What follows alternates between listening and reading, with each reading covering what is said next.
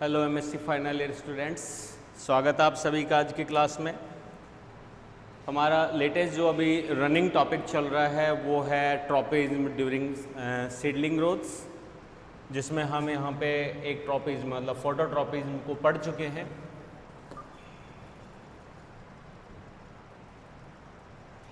MSc final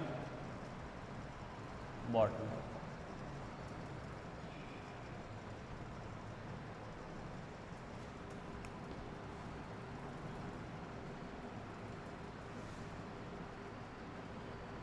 paper 7th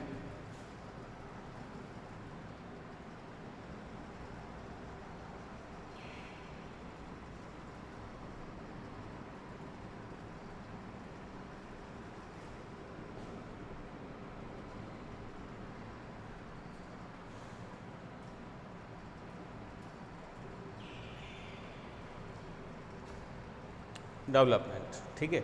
और इस segment में हमारा जो टॉपिक चल रहा है वो है ट्रॉपिज्म। ट्रॉपिज्म हमने यहाँ पे 7-8 टाइप के कल डिस्कस कर लिए हैं और जिसमें हम फोटोट्रॉपिज्म को कंप्लीट कर चुके हैं।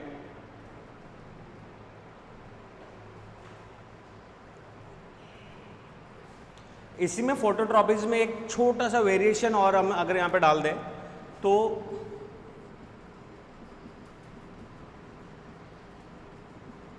फोटोट्रॉपिज्म यहाँ पे एक्चुअली में हम जो ट्रॉपिज्म सेगमेंट स्टडी कर रहे हैं वो रिगार्डिंग इसके है सीडलिंग, ओनली सीडलिंग की रिगार्डिंग पढ़ रहे हैं। इसलिए बेसिक क्राइटेरिया तो हमारा जो आ जाता है वो phototropism, geotropism, thigmotropism and hydrotropism.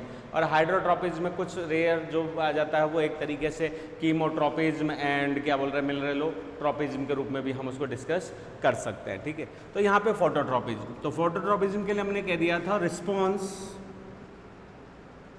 To sunlight, ठीक है। अब अगर अपन इसी को आगे और बढ़ाएं, हालांकि हमको यहाँ पे जरूरत नहीं है लेकिन नॉलेज के लिए अगर अपन इसको बढ़ाएं तो यही रिस्पॉन्स जो है वो सनलाइट के अलावा हम यहाँ पे सनलाइट की जो बात कर रहे हैं दैट इज इंटेंसिटी, ठीक है, एंड वेवलेंथ, ठीक है। तो यहाँ पे इस स्पेक्ट्रम या वेवलेंथ के अलावा अगर हम बात करें तो एक बात और कर सकते हैं हम इसमें, ड्यूरेशन। और ड्यूरेशन और इंटेंसिटी का कुछ खास मिलान है और यहाँ पे एक्चुअली में प्लांट ग्रोथ, सीडलिंग के बाद के डेवलपमेंट स्ट्रेटजीज हैं, ग्रोथ एंड बाद में फिर फ्लोरिंग का सारा। तो उसके अंदर अगर हम ये ड्यूरेशन को और यूज में ले लें तो ये जो टर्म कहलाती है दैट इज फोटो पीरियोडिज्म, दीप्तकालिता, क्लियर। तो ये एक नॉलेज के लिए यहाँ पे बता दिया ताकि हम इन दोनों पार्ट्स के अंदर कभी भी क्या है वो मतलब कंफ्यूजन क्रिएट ना करें।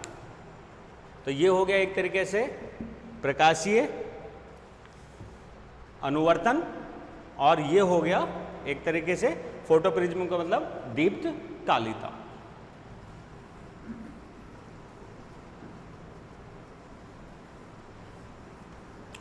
फोटोट्रॉपिज्म का आज का जो हमारा लेटेस्ट टॉपिक बनेगा दैट इज जियोट्रॉपिज्म।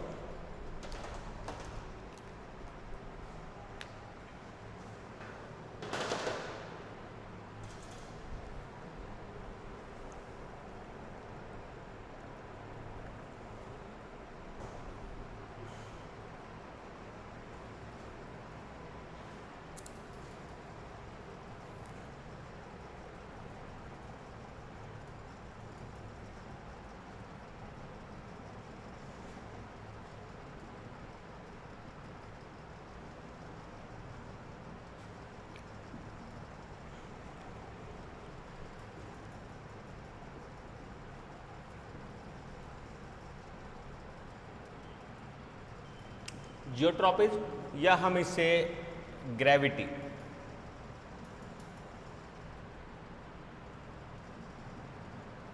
भी कह सकते हैं। गुरुत्वानुवर्तन, ट्रॉपिज्म का मतलब अनुवर्तन और गुरुत्वाकर्षण के विपरीत या गुरुत्वाकर्षण की दिशा में, तो हम इसे कह सकते हैं नुवर्तन।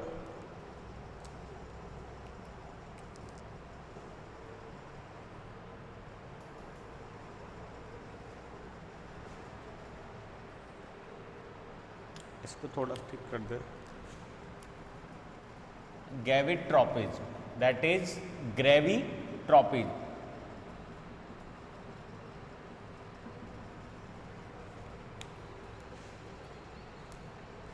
इसका हम लिख सकते हैं plants organ response to gravity. गुरुत्वाकर्षण के द्वारा पादपों में पाए जाने वाली असम्मित या एक तरीके से अनडिफरेंशिएट ग्रोथ किसके अंदर आ जाती है? ग्रेविट्रोपिज्म के अंदर।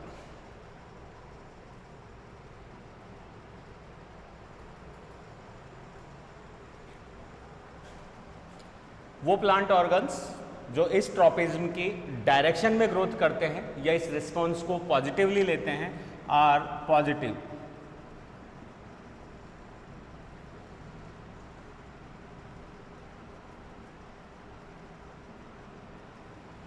ठीक है, पॉजिटिव जियोट्रोपिज्म।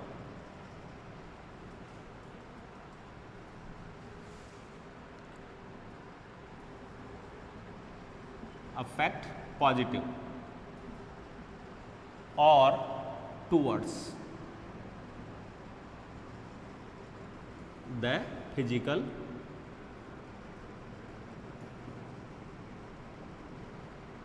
स्टिमुलस। ठीक है, टूवर्ड्स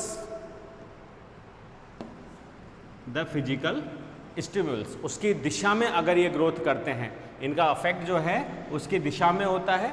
ठीक है, वहीं नेगेटिव जियोट्रोपिज्म, इसके लिए हम कह सकते हैं कि अफेक्ट, यहाँ पे अफेक्ट क्या है? प्लांट ऑर्गन्स के ऊपर अफेक्ट नेगेटिव। ठीक है, और टूवर्ड्स की जगह क्या हो जाएगा? अपोजिट।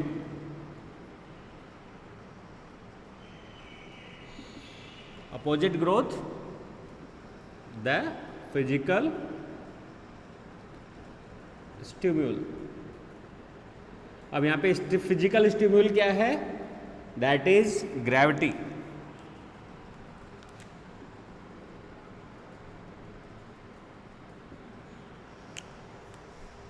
ये एक तरीके से एनवायरमेंटल या मेजर इफेक्ट है। ठीक है, सॉइल के ऊपर। थर्ड वन, यहां पे एक वर्ड अपन यूज में ले लेते हैं, ortho.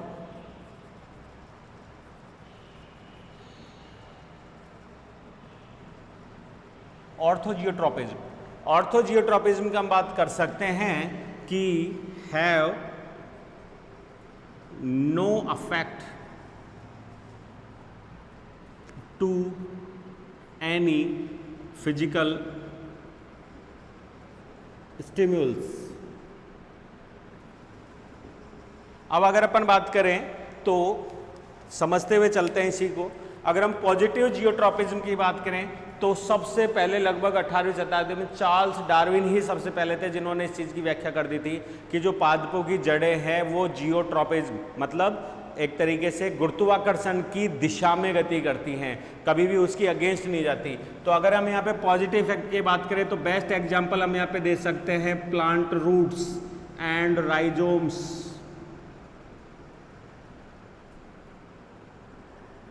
Plant roots and rhizomes. उसके अलावा अगर अपन जैसे भूस्तारिका की भी बात करें, स्टोलोन्स की बात करें या सकर्स की बात करें तो इनकी भी हम बात करें तो धरती की सतह के नीचे हैं ये। क्लियर है? तो ये सारी की सारी चीज़ें उसके अंदर आ रही हैं एग्जाम्पल्स प्लांट रूट्स। क्लियर? लेकिन इसके अलावा भी अगर हम बात करें तो कुछ और भी ऑर्गन्स हैं जो प्लांट्स के इसके तरफ क्या करते हैं? पॉजिटिवली इफेक्ट करते हैं। वहीं अगर अपन नेगेटिव इफेक्ट की बात करें तो इसका एक सिंपल सा एग्जांपल तो हम यहाँ पे ले सकते हैं स्टेम, क्योंकि इसकी ग्रोथ हमेशा जो है वो ग्रेविटी की अगेंस्ट जाती है, ग्रेविटी की डायरेक्शन में नहीं जाती। वहीं अगर अपन कुछ इसी के अंदर जैसे क्या बोलते हैं यूज में ले ले, जैसे कि जो ट्यूबर्स हैं ठीक है, तो उनको हम यहाँ पे यूज में ले सकते हैं। राइजोम्स हैं, उनको हम यहाँ पे यूज में ले सकते हैं। तो कुछ ग्रेविटी की पॉजिटिव जाते हैं, ठीक है, और कुछ ग्रेविटी के नेगेटिव। लेकिन सिंपल स्टेम की अगर अपन बात करें इरेक्ट ब्रांचेज या इरेक्ट ट्राइकोम्स की, तो वो सारे के सारे किधर में जा रहे हैं, नेगेटिवली। ये कंप्लीट हुआ। तीसरा अगर अपन यहाँ पे बात करें कि कोई इफेक्ट नहीं पड़ रहा ग्रेविटी का, तो ऐसे बहुत कम ऑर्गन्स होंगे जिसपे ग्रेविटी का प्रभाव नहीं पड़ता, क्योंकि जो भी इस ग्रेविटी के एटमॉस्फेयर में है, जो भी इसकी ग्रेविटी की रेंज में, उन सब वस्तुओं के ऊपर फिजिकल हो चाहे क्या बोलते हैं जैविको बायोलॉजिकल हो, सभी पे ग्रेविटी का प्रभाव पड़ता है। लेकिन जैसे यहाँ एक एग्जाम्पल हम ले लेते हैं, जैसे कि एक यंत्र की हम बात करें नॉन एज क्या है ये, क्लाइनोस्टेट।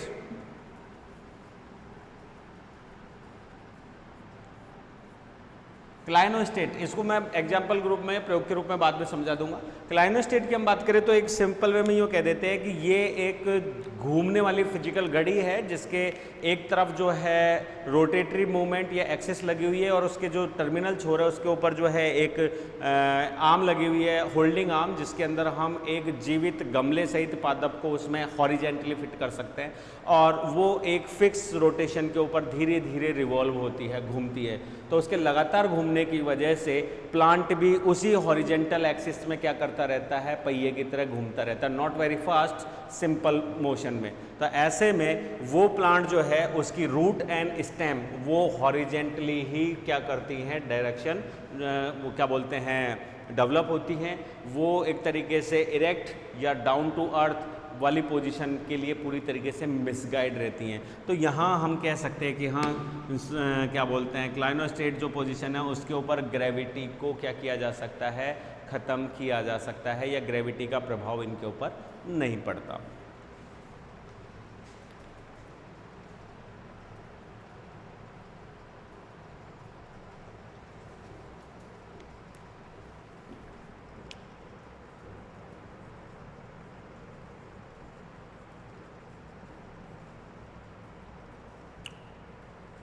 डायट्रोपिज्म की हम बात करें तो डायट्रोपिज्म को वैसे हम यहाँ पे समझ सकते हैं एक तरीके से अनुलंब। अनुलंब के लिए हम कह सकते हैं कि ग्रेविटी का जो प्रभाव है उस ग्रेविटी के प्रभाव के 90 डिग्री या समकोण का एंगल बनाते हुए, समकोण का एंगल मान लिए एक सिंपल वे में अगर अपन कहें तो जैसे कि ये अर्थ सरफेस है और ये ग्रेविटी पुल यहाँ पे लग रहा है, तो एक तो रूट्स का नीचे की तरफ development that is positive geotropic. लेकिन अगर अपन वहाँ भूस्तारिका की बात करते हैं या रनर्स, सकर्स, स्टोलन्स किसी की भी बात करते हैं जो कि सतह के ऊपर डेवलप हो रहे हैं, उनकी आप बात करें तो सतह के ऊपर या सतह के नीचे वो ग्रेविटी के 90 डिग्री का एंगल बनाते हुए मूव करते हैं। मैनी मोर स्टेम्स, ठीक है, क्लाइंबर्स, सकर्स, रनर्स किसी की भी अगर अपन बात करें तो हम उनकी बात कर सकते हैं। तो ये ग्रेविटी का क्या करते हैं 90% मतलब उसके समकोण स्थापित करते हैं। फोटोट्रॉपिज्म में हमने इसी का बेस्ट एग्जांपल लिया था, किसमें,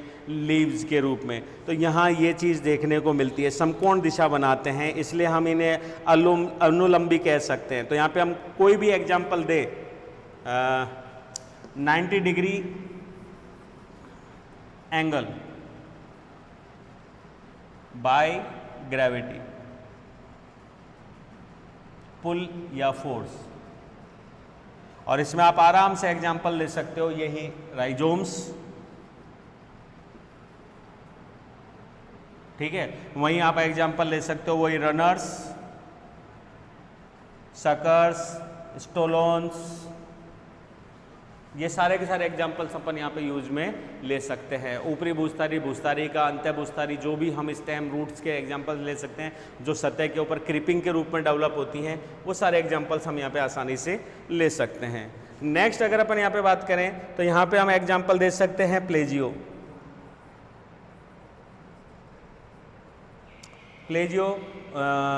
ट्रॉपिज्म।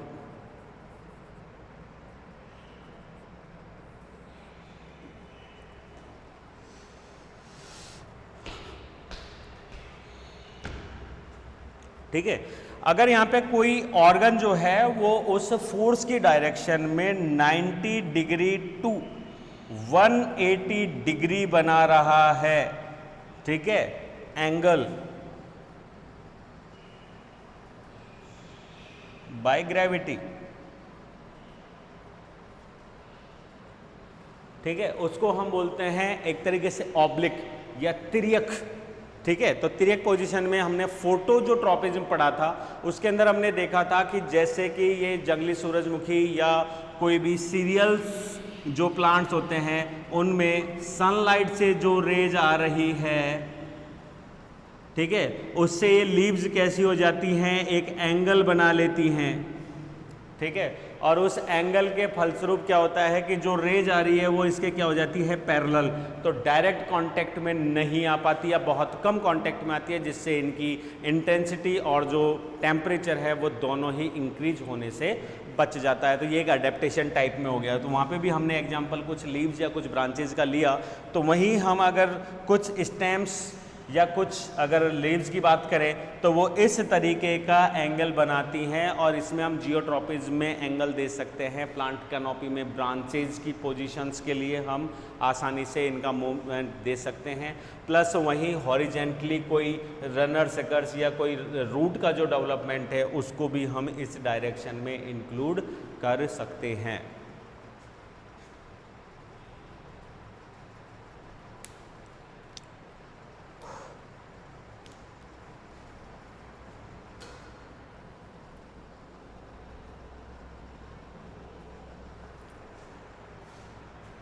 बस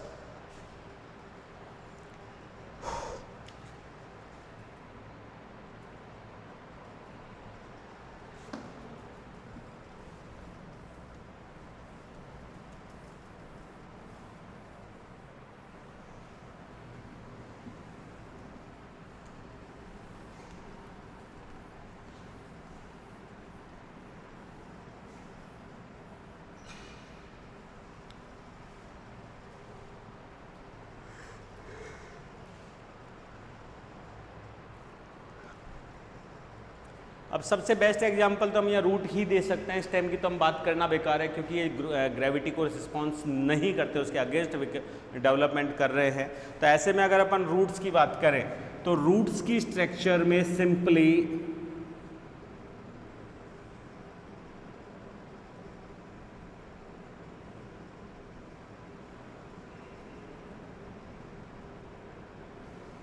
ठीक है, तो रूट की स्ट्रक्चर में हम बात करें तो ये थोड़ी सी चेंज है। वैसे तो संरचना बिल्कुल सिंपल है स्टेम से, लेकिन शूट अपेक्स और रूट अपेक्स में कुछ अंतर है। शूट अपेक्स डायरेक्ट सबसे टर्मिनल पोर्शन पे होता है, ठीक है, लीफ प्रिमोडियल से कवर्ड रहता है, लेकिन यहाँ पे रूट जो है वो एक छोटे से कैलिप्ट्रा या अगर अपन बात करें रूट कैप से कवर्ड रहती है, तो डायरेक्ट अप्रोच में नहीं होती। अर्थात यहाँ पे ये सब टर्मिनल या सेकेंडरी पोजीशन के ऊपर जो मैस्मेटिक जोन है वो यहाँ पे होता है, that is root apex,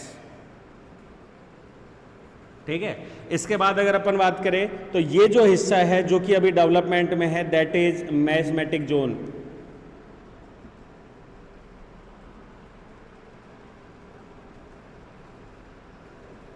that is meristematic zone. Meristematic zone के बाद अगर अपन जाएं तो यहाँ पे हम कह सकते हैं कि ये डिवीजन और इलोंगेशन, ठीक है, और इससे ऊपर जाएं तो ये एक तरीके से यंग जोन है, जहाँ पे पहली बार रूट हेयर्स जो है उनका क्या हो रहा है, विकास, डेवलपमेंट हो रहा है। तो इसको हम एक तरीके से इलोंगेशन में, दैट इज डिफरेंशिएशन।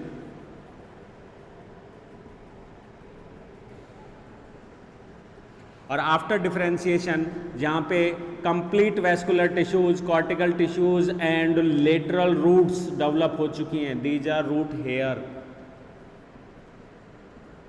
और ये हो गया लेटरल रूट्स। तो यहाँ कंप्लीट डेवलपमेंट हो चुका है, तो इसको हम बोल सकते हैं मैच्योर। ये हो गया मैच्योर जोन, ठीक है। अब यहाँ पे विभेदन ही होगा और डेवलपमेंट ही होगा, बाकी नई कोशिकाओं का डेवलपमेंट यहाँ पे या विभाजन यहाँ पे नहीं हो रहा है। तो यहाँ पे कुछ अगर अपन साइंटिस्ट के नाम ले, जैसे कि यहाँ पे गिबेंस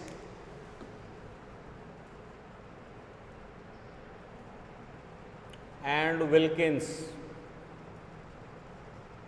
गिबेंस एंड विल्किंस लगभग 1970s ने एक प्रयोगात्मक तरीके से समझाया कि अगर हम रूट में से रूट कैप को डिस्ट्रॉय कर देते हैं या काट कर रिमूव कर देते हैं किसी भी तरीके से, तो ऐसे में उन्होंने कहा कि रूट में इलॉन्गेशन तो संभव है, इलॉन्गेशन होगा, रूट वृद्धि तो करेगी, ठीक है, लेकिन रूट किसी भी stimuli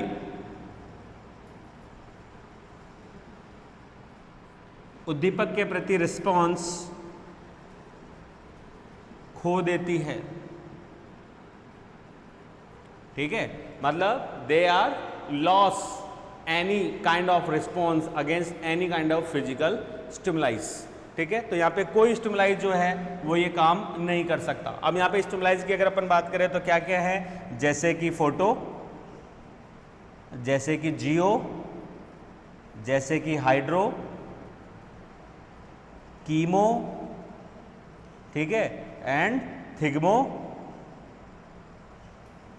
any kind of response ये नहीं कर पा रही, ठीक है। तो ना ये दिशा का निर्धारण कर सकती है, ना ये वाटर को ट्रैक कर सकती है, और ना ही ग्रेविटी को ट्रैक कर सकती है। तो अकॉर्डिंग देयर प्रैक्टिकली हम ये कह सकते हैं कि रूट में इन ट्रॉपिज्म को समझने के लिए रूट कैप की बहुत बड़ी अनिवार्यता है। और जब हम इसके रिसर्च पे पहुंचे तो रूट कैप के मध्य में पार्श्व हिस्से में एक विशेष प्रकार की कोशिकाएं पाई जाती हैं जिन्हें हम बोलते हैं कॉल्यूमेला सेल्स।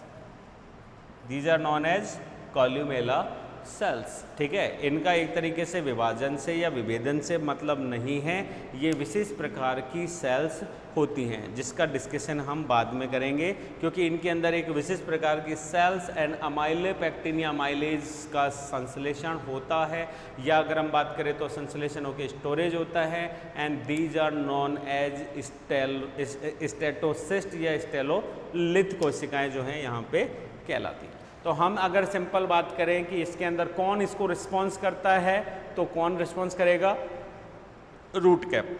अब रूट कैप के अलावा अगर हम यहाँ पे और नाम दें तो हम यहाँ पे दे सकते हैं रूट कैप, ठीक है। स्टेम में parenchyma tissues near vascular bundles, कहाँ पे, अपेक्स से थोड़ा नीचे, अपेक्स से लगभग 1.5 mm लोअर, नीचे की ओर यह क्षेत्र पाया जाता है जो कि ग्रेविटी को सेंस करता है। ये बहुत मेजर चीज़ है जिसको हम समझेंगे यहाँ पे, जो कैलोरी वेंट थ्योरी है उससे हम इसको समझ पाएंगे कि एक्चुअली में तना स्ट्रेटली ऊपर ही क्यों जाता है और लीफ जो हैं वो स्ट्रेटली नीचे, ये जो रूट्स हैं वो स्ट्रेटली नीचे क्यों जाती हैं। तो दो क्षेत्र हो गए। उसके अलावा हम बात करें तो हम बात कर सकते हैं कॉटिलिडन्स, और कॉटिलिडन्स में क्या है, हाइपोकॉटाइल,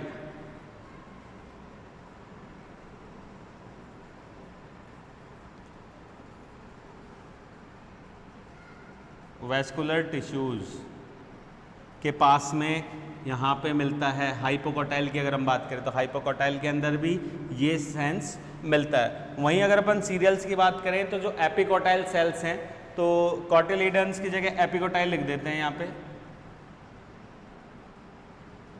तो ये एपिकोटाइल से ही तो पहुंच रहा है स्टेम के अंदर, एपिकोटाइल।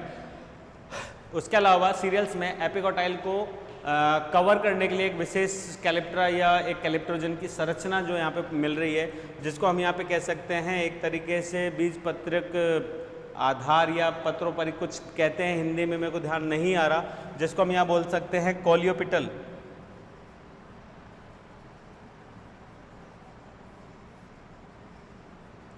And leaf foliage. अगर हम पत्तों की बात करें स्टेम के ऊपर, तो पत्तों के अंदर भी यहाँ पे young foliage, young leaf foliage कर लीजिए।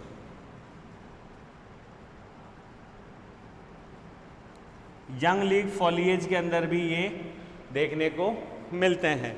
हिंदी में सिंपल बोले तो एक तरीके से यंग का मतलब तरुण, लीफ मतलब तरुण पत्तियों में, ठीक है, या पत्तियों के समूह के अंदर इस प्रकार की सेंसर सेल्स जो हैं वो मिलती हैं। और एक्चुअली में अगर हम इन सेंसर सेल्स की बात करें तो these cells are known as स्टेटोलिथ।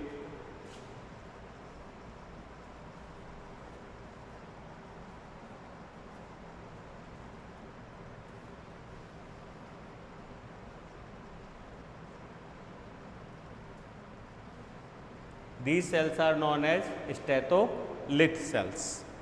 Clear? बस इतना काफ़ी है। देन हम सेकेंड पोर्शन इस पे चले तो हमारे पास आ जाता है अब इसका मैकेनिज्म।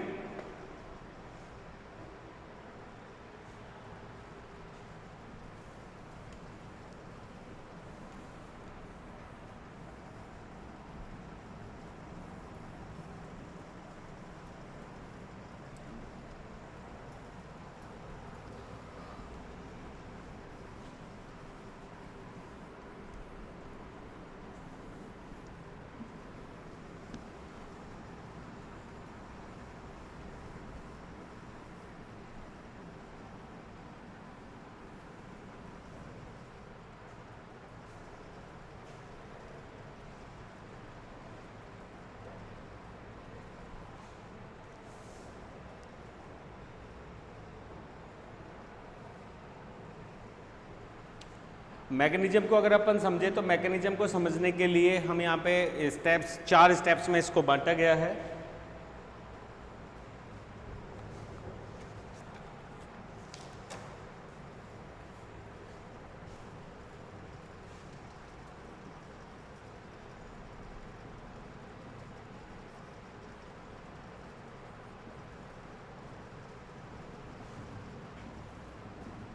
मैकेनिज्म ऑफ जियोट्रैपेज, और इसे आसानी से समझने के लिए क्लासिफाइड इनटू 4 स्टेप्स।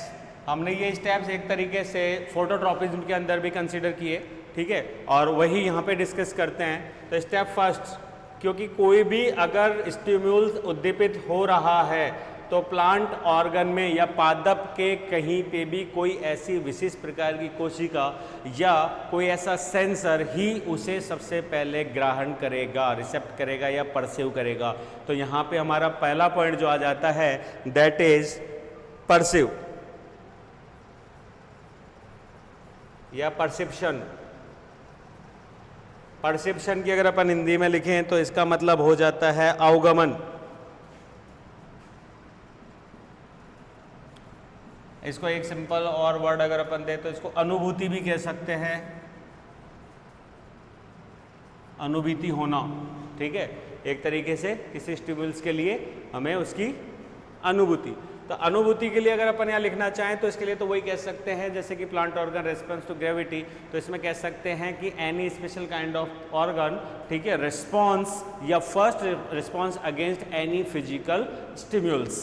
तो फिजिकल स्टिम्युल्स के लिए उसका जो उद्दीपन है उसी को ही हम यहाँ पे कह सकते हैं कि रिस्पॉन्स एंड फिजिकल असेप्ट, वो क्या बोलते हैं, अफेक्ट या accept. Response first physically, response